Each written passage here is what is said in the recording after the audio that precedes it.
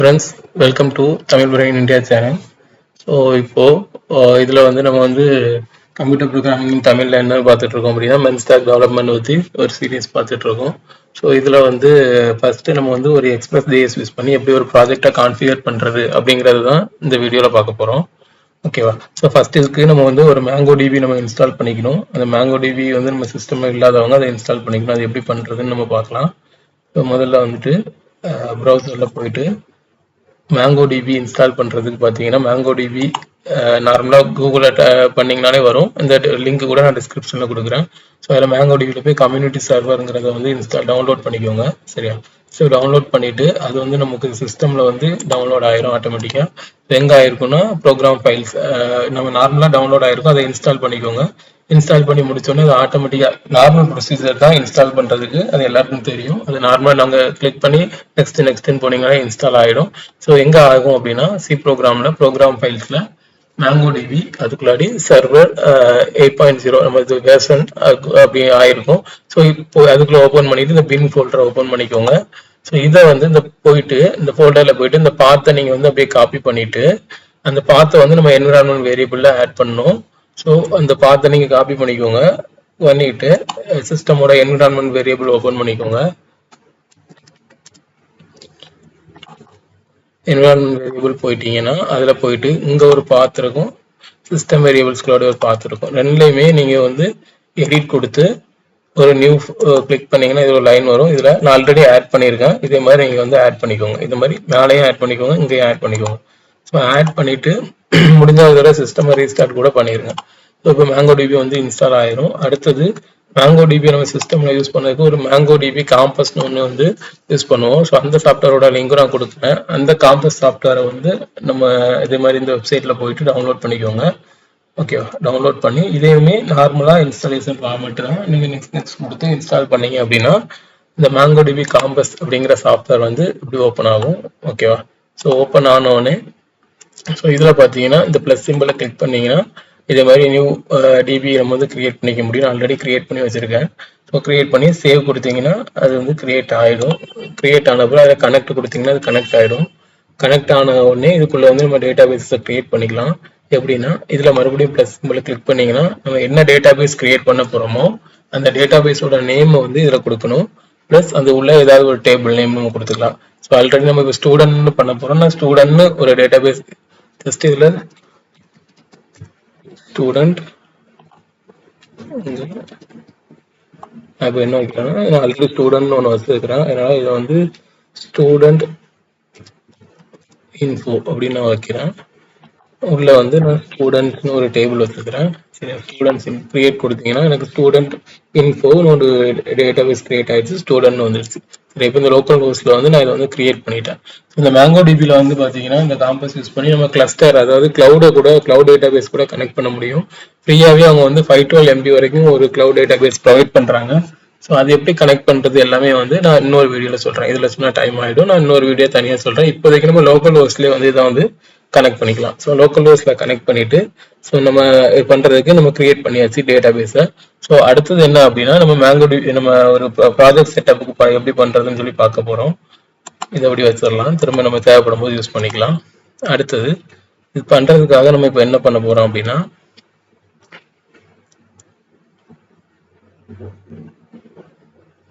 இங்க நம்ம ஒரு எந்த ஃபோல்டர்ல ப்ராஜெக்ட் கிரியேட் பண்ணுமோ அந்த ஃபோல்டருக்கு போய்க்கலாம். ஸோ நான் ஆல்ரெடி ஒரு ஃபோல்டர் கிரியேட் பண்ணியிருக்கேன். டி டிரைவில் மென் ஸ்டாக் டெவலப்மெண்ட் ஒரு ஃபோல்டர் கிரியேட் பண்ணி அதில் ஸ்டூடெண்டோட பேக் அண்ட் அப்படின்னு ஒரு ஃபோல்டர் கிரியேட் பண்ணியிருக்கேன். சரி, அதே மாதிரி நீங்கள் உங்கள் ஃபோல்டர் எப்படி வேணுமோ நீங்கள் அதை கிரியேட் பண்ணிக்கோங்க. அப்படி கிரியேட் பண்ணிட்டு அந்த பாத்தில் போயிட்டு ஸோ அந்த பர்டிகுலர் பாத்துக்கு போயிட்டு நான் கமாண்ட் ப்ராம்ப்ட் ஓப்பன் பண்ணுறேன். சிஎம்டின்னு நம்ம அந்த அட்ரஸ் பால டைப் பண்ணிங்கன்னா கமாண்ட் ப்ராம்ப்ட் அந்த பாத்தில் ஓப்பன் ஆகும். ஸோ இது ஓப்பன் ஆனோடனே நம்ம விசுவல் ஸ்டுடியோ கோட் யூஸ் பண்ணி தான் நம்ம ப்ராஜெக்ட் எல்லாம் பண்ண போகிறோம். ஸோ விசுவல் ஸ்டுடியோ கோடை ஓப்பன் பண்ணுறதுக்கு உங்களுக்கு இல்லைன்னா நீங்கள் விசுவல் ஸ்டுடியோ கோட் இன்ஸ்டால் பண்ணிக்கோங்க. சரியா? ஸோ இருந்துன்னா நம்ம அதை ஓப்பன் பண்ண போகிறோம். ஸோ இங்கேருந்து நம்ம கோட் ஸ்பேஸ் டாட் இப்படி கொடுத்தீங்கன்னா அந்த விசுவல் ஸ்டுடியோ கோடில் இந்த பர்டிகுலர் பாத்தில் அந்த விசுவல் ஸ்டுடியோ கோட் ஒரு நியூ ஃபைல் கிரியேட் ஆகும். இப்படி நியூ ஃபைல் கிரியேட் ஆயிடுச்சு. ஆன உடனே பார்த்தீங்கன்னா ஸ்டூடெண்ட் பேக்கண்ட் வந்துட்டோம் நம்ம. ஸோ டெர்மினல் ஓப்பன் பண்ணிக்கலாம். ஓப்பன் பண்ணிட்டு இந்த ப்ராஜெக்ட்ல வந்து உங்களுக்கு ஃபர்ஸ்ட் நம்ம நோட் ப்ராஜெக்டை இனிஷியலைஸ் பண்ணணும். இனிஷியலைஸ் பண்றதுக்கு என்ன கமாண்ட் அப்படின்னு பார்த்தீங்கன்னா npm init -y. So npm initialization சரியா. -y என்னன்னா இப்போ இனிஷியலைஸ் பண்ணும்போது நார்மல் நிறைய கொஸ்டின்ஸ் நமக்கு அதில் கேட்கும். நம்ம டிஃபால்ட்டா எல்லாத்துக்கும் எஸ் கொடுக்கணும் அப்படின்னா ஒரே ஸ்டெப்ல இன்ஸ்டால் ஆயிடும். அதனால -y போட்டிருக்கோம் சரியா. ஸோ ஒரே ஸ்டெப்ல வந்து நமக்கு இனிஷியலைஸ் ஆகி நோ பேக்கேஜ் டாட் ஜேசன் அப்படிங்கிற ஒரு ஃபோல்டர் வந்து கிரியேட் ஆயிருக்கும். இந்த பேக்கேஜ் டாட் ஜேசன் இந்த ஃபைல்ல என்ன இருக்கும் அப்படின்னா நம்ம என்னென்ன பேக்கேஜஸ் இன்ஸ்டால் பண்ண போறோம், அந்த இது வந்து ப்ராஜெக்டோட மெயின் ஃபைல். ஸோ ப்ராஜெக்ட் எப்படி ஸ்டார்ட் பண்றதுக்கு என்ன கமெண்ட், ஸ்கிரிப்ட் என்ன, அதுக்கப்புறம் ப்ராஜெக்டை வந்து என்னென்ன பேக்கேஜஸ் இன்ஸ்டால் பண்றோம் எல்லா டீட்டெயிலுமே இந்த பேக்கேஜ் டாட் ஜேசனுக்குள்ள தான் வந்து சேவ் ஆகும். இப்போதைக்கு நம்ம எந்த பேக்கேஜஸும் இன்ஸ்டால் பண்ணல. ஸோ இப்படி இருக்கு project name, student backend, main file எல்லாமே அப்படி இருக்குது சரியா. ஸோ இப்போ மெயின் ஃபைல் index.js போட்டிருக்கு. நம்ம ஸோ என்ன பண்ணிக்கலாம் அப்படின்னா இது கூட வந்து அடுத்ததா வந்து தேவையான நமக்கு பேக்கேஜஸ் இது எல்லாமே நம்ம வந்து இன்ஸ்டால் பண்ணணும். நமக்கு தேவையான பேக்கேஜஸ் என்ன அப்படின்னு பார்த்தீங்கன்னா நார்மலா வந்து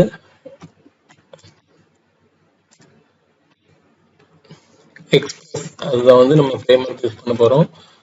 ஸோ எக்ஸ்பிரஸ் பேஸ் டேட்டாபேஸ் கனெக்டிவிட்டிக்காக மங்கூஸ் ஒரு பேக்கேஜ் யூஸ் பண்ண போறோம். அப்புறமா செக்யூரிட்டி நம்ம டேட்டாக்கு செக்யூரா சேவ் பண்றதுக்காக .env. Next one body parser. இது வந்து நமக்கு ரிக்வெஸ்ட் ரெஸ்பான்ஸ்ல டேட்டாவை ஜேசனை ஹேண்டில் பண்றதுக்காக பாடி பார்சர் யூஸ் பண்ணிக்கலாம். ஸோ இது போக கிராஸ் ஆரிஜினை ஹேண்டில் பண்ணுறதுக்காக காஸ் பேக்கேஜ். ஸோ அந்த 4 பேக்கேஜ் வந்து நம்ம 5 பேக்கேஜ் வந்து இனிஷியலாக இன்ஸ்டால் பண்ணுறோம். ஸோ கமாண்ட் பார்த்தீங்கன்னா npm i for install, npm install இந்த 5 பேக்கேஜோட நேம் ஒவ்வொன்று ஸ்பேஸ் விட்டு நம்ம கொடுத்துக்கலாம். இதை நான் இன்ஸ்டால் பண்ணுறேன். ஸோ இன்ஸ்டால் பண்ணால் எனக்கு 5 பேக்கேஜுமே இன்ஸ்டால் ஆகுது.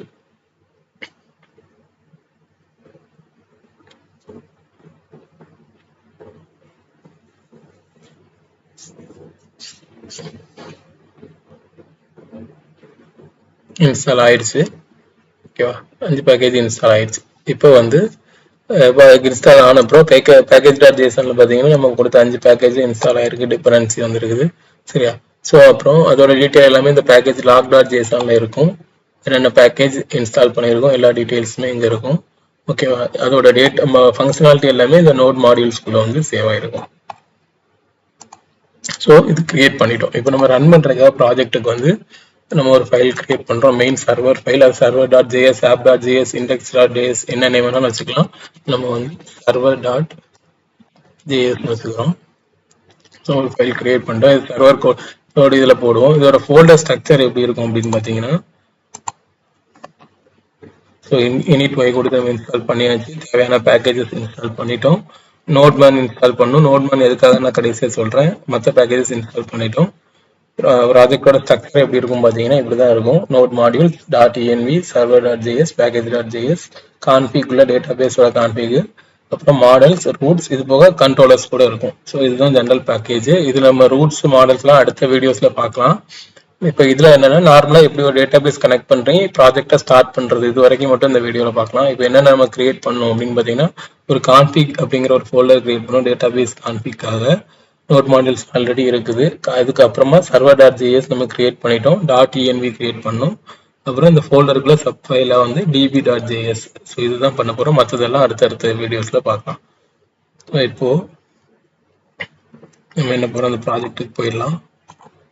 server.js கிரியேட் பண்ணிட்டோம். ஒரு ஃபோல்டர் கிரியேட் பண்ண போறோம். config ஃபோல்டர், அந்த ஃபோல்டருக்குள்ளாடி db.js, நெக்ஸ்ட்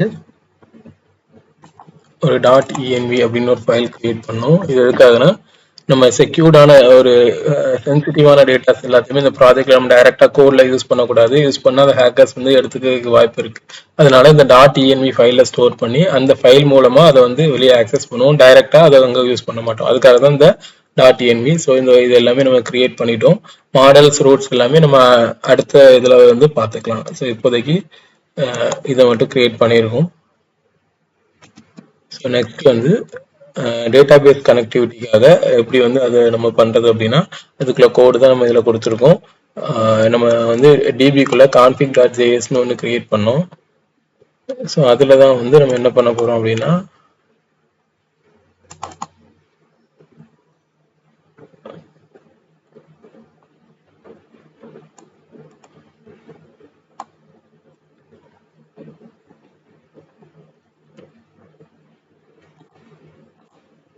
இங்கேருந்து கோட் எடுத்துக்கலாம்.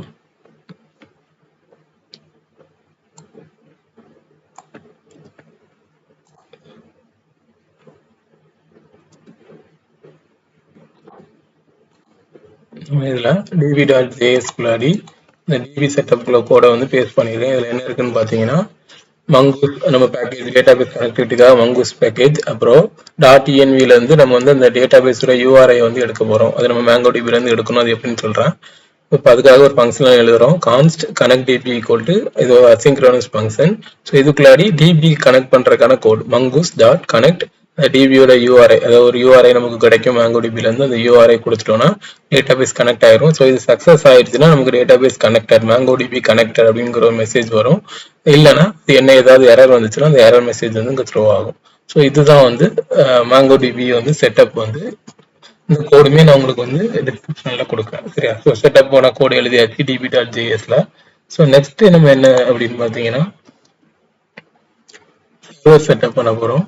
ஓகே, டிபி கனெக்ஷனுக்கு அப்புறம் சர்வர் செட்டப் பண்ண போகிறோம். ஸோ இதில் சர்வர் செட்டப் பண்ணக்கூடிய என்னன்னா நம்ம சர்வர் செட்டப் ஜென்ரலாக எப்படி இருக்கும் பார்த்தீங்கன்னா டிபெண்டன்சி தேவையான டிபெண்டன்சி எல்லாமே, அதாவது எக்ஸ்பிரஸ் டிபி கனெக்ட் பண்ணுறது, ரூட்ஸு .env காஸ் இது எல்லாருமே டிபெண்டன்சி ஆட் பண்ணுவோம். அதுக்கப்புறம் எக்ஸ்பிரஸோட இதை வந்து இனிஷியலைஸ் பண்ணுவோம், பேக்கேஜை ஆப்பை வந்து இனிஷியலைஸ் பண்ணுவோம். அப்புறம் டேட்டாபேஸ் கனெக்ட் பண்ணுவோம். நெக்ஸ்ட் வந்து எதாவது மிடில் வேர்ஸ் இருந்தால் அதெல்லாம் ஆட் பண்ணுவோம். ரூட்ஸை இனிஷியலைஸ் பண்ணுவோம். ஃபைனலாக சர்வரை ஸ்டார்ட் பண்ணுவோம். இதில் வந்து இந்த மிடில் வேர் ரூட்டை இனிஷியலைஸ் பண்ணுறது இதெல்லாம் வந்து நம்ம ஃபர்தராக கோடிங் போக போக பார்க்கலாம். இப்போ பேசிக் இது மட்டும் என்ன அப்படின்னு பார்க்கலாம்.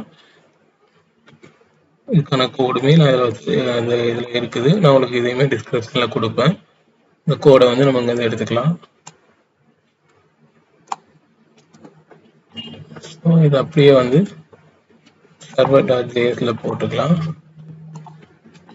server.jsல போட்டுட்டு ஃபர்ஸ்ட் என்னன்னா எக்ஸ்பிரஸ் உள்ள நம்ம ஆட் பண்ணிக்கிறோம். எக்ஸ்பிரஸ்க்கு அப்புறம் டிபி நம்ம கான்ஃபிகுல டிபி வச்சிருக்கோம்ல, அந்த கனெக்ட் டிபி ஃபங்க்ஷன் வந்து எடுத்துக்கிறோம். ஏன்னா இங்க இருந்தா நம்ம டேட்டாபேஸ் கனெக்டிவிட்டியை ஸ்டார்ட் பண்ணுவோம். ஸோ அதுக்காக எடுத்துக்கிறோம். ரூட்ஸ் வந்து இப்போதைக்கு நமக்கு வேண்டாம். .env ஃபைல், ஏன்னா நம்ம இங்க வந்து போர்ட்டுங்கிற டேட்டா வந்து envலேருந்து எடுப்போம். ஸோ அதனால போர்ட் நம்பரை வந்து எடுக்கிறதுக்காக .env கான்ஃபிகர் நம்ம வந்து இங்கே எடுத்து இம்போர்ட் பண்ணிக்கிறோம். கார்ஸ் வந்து எடுத்துக்கிறோம். கார்ஸ்ன்றது என்ன, கிராஸ் ஆர்ஜின். நம்ம வந்து நம்மளோட ஏபிஐ செக்யூரிட்டிக்காக எங்க இருந்தெல்லாம் ஏபிஐ ஆக்சஸ் பண்ண முடியும் அப்படிங்கறத வந்து நம்ம கண்ட்ரோல் பண்றதுக்காக அந்த கார்ஸ் யூஸ் பண்றோம். எதுவுமே ஃபியூச்சர்ல என்னன்னு நான் சொல்றேன். அப்புறமா இதுக்கப்புறம் எக்ஸ்பிரஸ்ல இருந்து நம்ம வந்து நம்மளோட ஆப்பை வந்து கிரியேட் பண்ணிக்கிறோம். கிரியேட் பண்ணிட்டு இப்போ இதுக்கு அடுத்த ஸ்டெப்பா டேட்டாபேஸ் கனெக்டிவிட்டியை வந்து கால் பண்றோம். ஸோ இந்த இடத்துல டேட்டாபேஸ் கனெக்டிவிட்டி கால் ஆகி டேட்டாபேஸ் வந்து கனெக்ட் ஆகும். இதுல அதுக்கப்புறமா என்ன ஆகும்னு பார்த்தீங்கன்னா இந்த எக்ஸ்பிரஸ்.json இதெல்லாம் என்ன அப்படின்னா இந்த ஆப்ல வந்து நம்ம ரிக்வஸ்ட் ரெஸ்பான்ஸ் ஹேண்டில் பண்றதுக்காக நம்ம பாடி பார்ட்ஸ் இன்ஸ்டால் பண்ணுவோம்ல. ஸோ அதே மாதிரி ஜேசான் ஃபார்மேட்ல தான் ரிக்வஸ்ட் ரெஸ்பான்ஸோட டேட்டா எல்லாமே வரும். அதை ஹேண்டில் பண்றதுக்காக அந்த எக்ஸ்பிரஸ்.json அப்படிங்கிறத நம்ம இதில் போட்டுக்கிறோம். ஸோ நெக்ஸ்ட் வந்து இந்த ரூட்ஸ் நமக்கு இப்போதைக்கு வேணாம், எடுத்துக்கலாம். அடுத்தது இதோட போர்ட் நம்பருங்கிறது எந்த போர்ட்ல வந்து இந்த சர்வர் ரன் ஆகணும் அப்படிங்கிறது போர்ட் நம்பர். ஸோ இந்த டேட்டாவுமே நம்ம envலேருந்து எடுக்கிறோம். envலேருந்து ஒரு டேட்டாவை நம்ம எப்படி எடுப்போம்னா process.env அந்த வேரியபிளோட நேம். ஸோ நான் சொன்ன மாதிரி செக்யூர்டான சென்சிட்டிவான டேட்டா எல்லாமே envல ஸ்டோர் பண்ணிட்டு அங்கேருந்து நம்ம எடுத்து யூஸ் பண்ணிக்குவோம். யூஸ் பண்ணதுக்கு இந்த லைனை மட்டும் நம்ம போட்டோம்னா env டேட்டாவை நம்மளால ஆக்சஸ் பண்ண முடியும். ஸோ அடுத்ததாக ஃபைனலாக ஆப் வந்து சர்வரை ஸ்டார்ட் பண்ண போகிறோம். ஸோ அதுக்கு app.listen எந்த போர்ட்டில் சர்வர் ரன் ஆகுமோ அந்த போர்ட் நம்பர் கொடுத்துட்டோம்னா சர்வர் ஸ்டார்ட் ஆயிரும். ஸோ ஸ்டார்ட் ஆயிடுச்சுன்னா சர்வர் ரன்னிங் ஆன் போர்ட் அப்படிங்கிற டேட்டா வந்து நமக்கு வந்து மெசேஜ் வந்து கீழே டெர்மினலில் கிடைக்கும். ஸோ server.json வந்து நம்ம போட்டோம். நெக்ஸ்ட் வந்து நம்ம env வேரியபிள்ஸ் செட்டப் பண்ண போகிறோம். env வேரியபிள்ஸ் செட்டப் பண்ணுறதுக்கு நம்ம சொன்ன மாதிரி 2 வேரியபிள்ஸ் தான், ஒன்று MongoDB URI போர்ட். இந்த 2 தான் இப்போதைக்கு நம்ம யூஸ் பண்ணிடுவோம். ஸோ அந்த 2ஐயும் வந்து நம்ம எடுத்து யூஸ் பண்ணிக்கலாம்.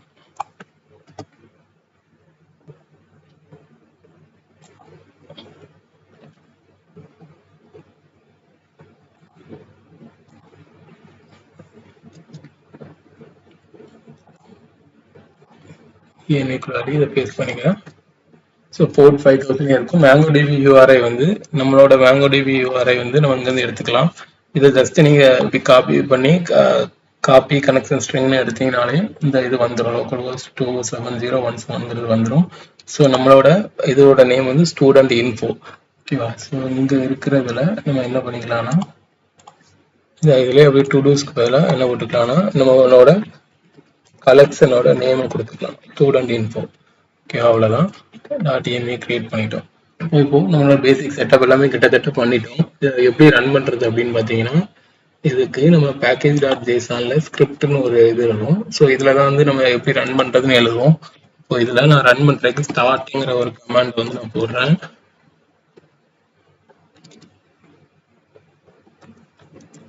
ஸ்டார்ட்ல நான் வந்து நோட ரன் பண்ணுறதுக்கு நோட் அந்த file name dot JS, main file name என்னவோ அது டாட் ஜேஎஸ்.